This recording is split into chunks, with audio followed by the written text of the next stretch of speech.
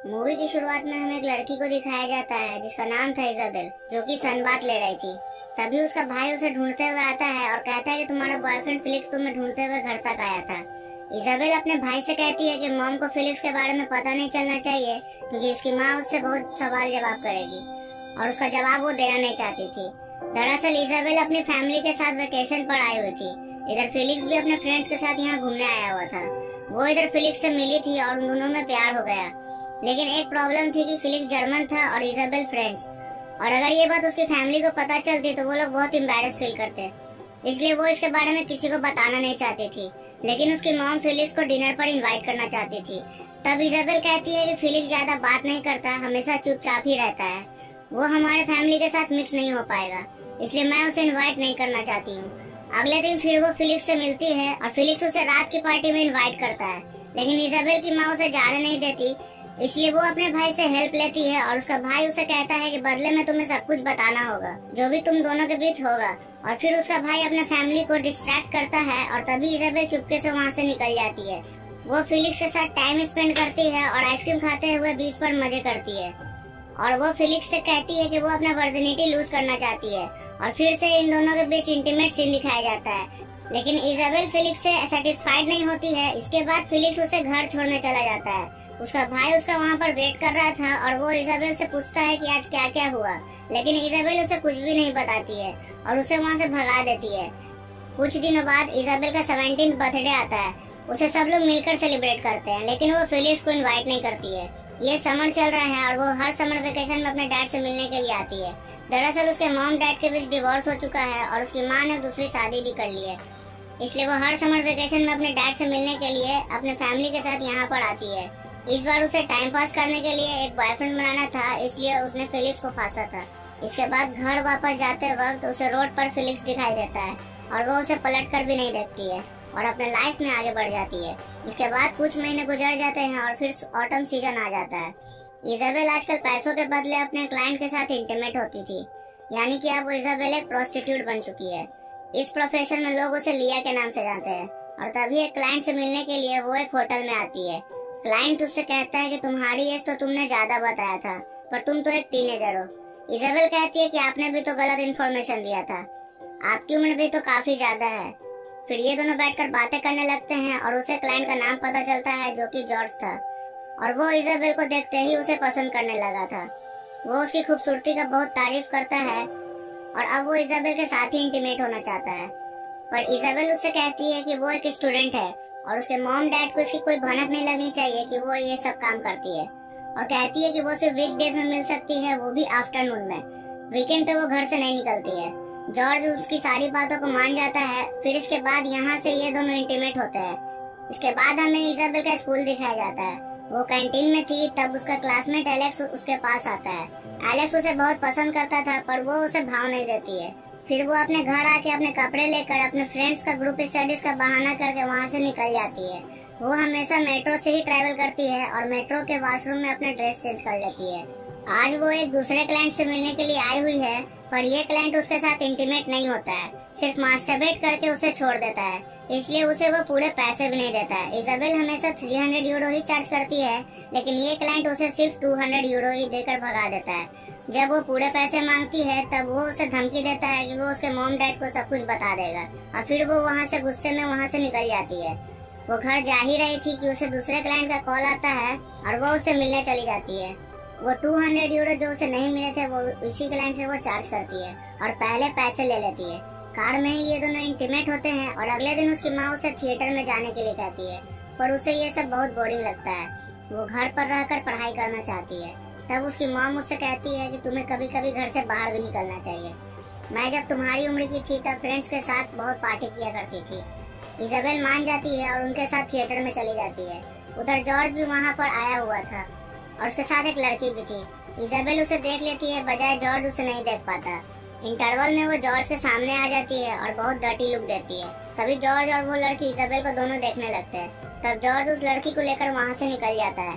इसके बाद वो टॉयलेट जा ही रही थी कि तभी वो अपने मॉम और फैमिली फ्रेंड को सामने देखती है। दरअसल इन दोनों के बीच अफेयर चल रहा होता है और उसे वो देखकर बहुत ज्यादा अपसेट हो जाती है, पर वो किसी को भी कुछ नहीं बताती है और अपने सीट पर जाकर बैठ जाती है।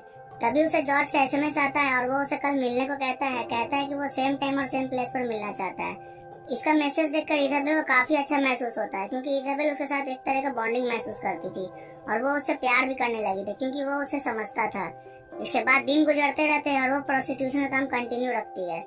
ऐसा करते करते वो बहुत सारा पैसा कमा भी लेती है और सब पैसा सेव करते रहती है। अगले दिन वो जॉर्ज से मिलने उस होटल में जाती है और पूछती है कि उस दिन उस थिएटर में वो लड़की कौन थी, क्या वो तुम्हारी वाइफ थी? जॉर्ज कहते हैं कि नहीं, वो मेरी बेटी थी। मैं कभी एक अच्छा डैड नहीं बन पाया और उसकी देखभाल भी अच्छे से नहीं कर पाया। बहुत सालों तक वो मुझ पर गुस्सा थी, बट रिसेंटली अब हम दोनों के बीच बात हो रही है। वो मेरे पास ही रहती है, उसे मूवी देखना बहुत ज्यादा पसंद है, इसलिए हम दोनों कभी कभी एक साथ थिएटर में मूवी देखने चले जाते हैं। फिर जब इजाबेल उसे पूछती है कि तुम कैसे हस्बैंड हो, तो जॉर्ज उसे कहता है कि मैं हमेशा कोशिश करता हूँ कि एक अच्छा हस्बैंड बन सकूं। इधर जॉर्ज इजाबेल से पूछता है कि तुम्हारे डैड और तुम्हारे बीच रिलेशन कैसा है, तो इजाबेल कहती है कि मेरे डैड ठीक वैसे ही हैं जैसे डैड को होना चाहिए। इसके बाद यहाँ ये दोनों इंटीमेट होने लगते हैं, लेकिन जब ये दोनों इंटीमेट हो रहे होते हैं तभी अचानक जॉर्ज को हार्ट अटैक आ जाता है और उसकी मौत हो जाती है। आज उसने वाइग्रा ली थी ताकि लॉन्ग टाइम वो इंटीमेट कर सके, लेकिन ओवरडोज की वजह से उसकी मौत हो जाती है। इजाबेल उसे बचाने की काफी कोशिश करती है पर बचा नहीं पाती है, तो वो जल्दी से अपने कपड़े पहनकर वहाँ से निकल जाती है। इसके कुछ दिनों बाद दो पुलिस ऑफिसर इन्वेस्टिगेशन करने के लिए इजाबेल के मॉम के पास आते हैं। वो कहते हैं कि लिया प्रोस्टिट्यूट कहाँ है, वो जॉर्ज के डेथ में इन्वॉल्व है। उसकी मॉम पहले ये सब बिलीव नहीं करती है, लेकिन जब उन्हें सीसीटीवी फुटेज दिखाया जाता है तो वो शॉक हो जाती है। ऑफिसर कहते हैं कि इजाबेल 17 साल की है, वो अभी भी माइनर है, इसलिए उसे कोई सजा नहीं होगी, उसे एज अ विक्टिम कंसीडर किया जाएगा। मेन ऑफिसर उनके घर आते हैं और इजाबेल के लैपटॉप से उन्हें बिजनेस के बारे में पता चलता है, जिसके थ्रू उसे क्लाइंट मिलते थे और उन्हें पता चलता है कि सब पैसा वो अपने लॉकर में रखती थी और उन्हें वो पैसा भी मिलता है। फिर इजाबेल जब अपने घर आ जाती है तो उसकी माँ उसे बहुत मारती है और पूछती है कि तुमने ऐसा क्यों किया, पर इजाबेल उसे कुछ भी जवाब नहीं देती है। उसकी माँ उसे देखकर बहुत ज्यादा परेशान रहती है और उसे वो बोर्डिंग स्कूल भेजना चाहती थी, और तभी उसका हस्बैंड उसे संभालते हैं और कहते हैं कि इजाबेल बहुत खूबसूरत है, इसलिए शायद उसे कोई ऐसा ऑफर मिला था जो शायद वो रिफ्यूज नहीं कर पाई और इसलिए शायद उसने पैसों के लिए ऐसा किया होगा। अगले दिन वो पुलिस को स्टेटमेंट देती है और ऑफिसर उसे पूछते हैं कि तुमने ये सब शुरू कैसे किया। इजाबेल उससे कहती है कि इंग्लिश स्कूल से घर लौटते वक्त एक आदमी ने मुझे अप्रोच किया था और वो मेरे साथ इंटीमेट होना चाहता था और उसके बदले में उसने मुझे पैसे भी ऑफर किया था, लेकिन मैंने पैसे लेने से मना कर दिया था और एक हफ्ते बाद मुझे लगा कि मुझे ये काम करना चाहिए, तो उसे कॉल करके होटल में मिलने के लिए मैं चली गई थी। ऑफिसर उसे पूछते कि आखिर तुमने ऐसा क्यों किया, क्या तुम्हें ये काम करना चाहिए? इजाबेल कहती है कि मैंने टीवी में देखा था कि स्टूडेंट लाइफ में पैसों की जरूरत पड़ती है, तब मुझे लगा कि कम समय में मेरे पास बहुत ज्यादा पैसे हो जाएंगे, इसलिए मैंने ये काम किया था। ऑफिसर पूछती है कि क्या तुम्हें ये काम करना पसंद है? इजाबेल कहती है कि पहले तो मुझे ये काम पसंद नहीं था, लेकिन अब धीरे धीरे मैं एडिक्टेड हो गई हूँ। फिर ऑफिसर पूछते हैं कि तुम ये काम कंटिन्यू करना चाहती हो? इजाबेल कहती है कि मैंने अब तक इसके बारे में कुछ सोचा नहीं है, शायद कंटिन्यू करूंगी। तब ऑफिसर कहती है कि इस काम में बहुत रिस्क है, प्रोस्टिट्यूट पे हमेशा टैक्स लगे रहते हैं, उनके क्लाइंट्स उनका रेप करके कभी कभी उनका मर्डर भी कर देते हैं। शॉर्टकट में पैसा कमाना कभी भी सीधे रास्ते से नहीं होता है, तुम मेहनत करो, कोई दूसरा काम ढूंढो। इजाबेल पूछती है कि मेरे पैसे कहाँ गए, क्या वो पुलिस के पास है? ऑफिसर कहती है कि नहीं, तुम 17 साल की हो, अभी माइनर हो, इसलिए वो पैसे मैंने तुम्हारी माँ के पास रख दिए हैं। घर जाके वो अपनी मॉम से वो उस पैसे के बारे में पूछती है, तो उसकी मॉम उससे कहती है कि वो पैसे वो किसी एनजीओ में दान कर देगी। ये सुनकर इजाबेल बहुत ज्यादा गुस्सा हो जाती है। अगले दिन उसकी माँ उसे एक थेरेपिस्ट के पास ले जाती है और कहती है कि इसे कभी भी पैसों की जरूरत नहीं थी, मैं उसे हमेशा पॉकेट मनी देती थी, इवन उसके डैड भी उसे पैसे देते थे, फिर भी पता नहीं उसने ऐसा काम क्यों शुरू किया। तभी इजाबेल कहती है कि उसे ये काम इजी लगा था और वो कम समय में बहुत सारा पैसा कमाना चाहती थी, इसलिए उसने ऐसा काम किया था और वो चाहती कि वो अपने पैसे से हर कुछ कर सके, यहाँ तक कि अपने पैसों से वो थेरेपिस्ट को भी पैसे देना चाहती थी, लेकिन उसकी माँ उसके पैसों को डोनेट कर देना चाहती थी। तभी थेरेपिस्ट कहते हैं कि वो सब पैसे इजाबेल ने कमाए हैं, इसलिए वो जहाँ चाहे वो उस पैसे को खर्च कर सकती है, आप उसे उसके पैसों को डोनेट मत कीजिए, उसे वापस कर दीजिए। इसके बाद इजाबेल प्रोस्टिट्यूशन का काम छोड़कर बेबी सीटर का काम करना शुरू कर देती है। अगले दिन वो अपने पड़ोसी पीटर के घर जाती है और उनके बच्चों को बेबी सीट करने लग जाती है, और जब वो बेबी सीट करके वहाँ से रात में जा रही होती है तभी पीटर उससे बोलता है कि चलो मैं तुम्हें घर छोड़ देता हूँ। तभी उसकी वाइफ उसे रोक देती है और उससे कहती है कि चलो मैं तुम्हें छोड़ देती हूँ, क्योंकि उसकी वाइफ को इजाबेल के बारे में सब कुछ पता था और वो डर गई थी कि कहीं पीटर को वो फंसा न ले। घर आकर इजाबेल अपने स्टेप डैड से ही फ्लर्ट करने लग जाती है।